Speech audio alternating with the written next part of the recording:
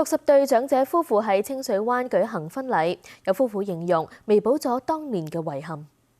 我哋給予熱烈嘅掌聲。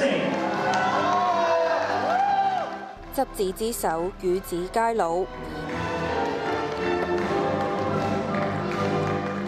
拖住手行入教堂，行過紅地氈。60對新人喺呢一日行禮。希望在座各位見證宣讀誓詞，拉細路叫頭紗，揭開頭紗擁吻。冇，我哋都係青梅竹馬嗰啲咯，好難得嘅。有時又係陪伴咗48年，夢想以前可以着婚紗嗰啲咯。都好彩遇到咁好嘅太太啦。多謝你，我愛你咯。我都係咁樣，我愛你咯，唔好頂咁多頸咯。咁啊，一見鍾情啦，咁啊，一見到就 OK 喎，咁都唔錯啦。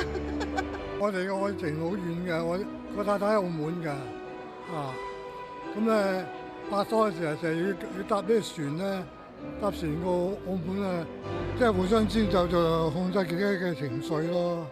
佢嬲嘅時候，我就盡量忍下嘅；我嬲嘅時候，佢就忍下我咁樣。總言之，平平安安啦，身體健康啊，咁樣咯，就一齊到老啦。亦都有人3代同堂見證大日子，更加將幸福傳遞俾屋企人。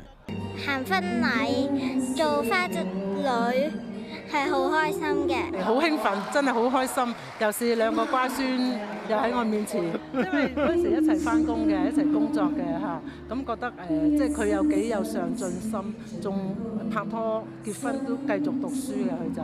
我請佢食大菜糕啦，佢又請我食西瓜啦，出糧就係咁樣啦。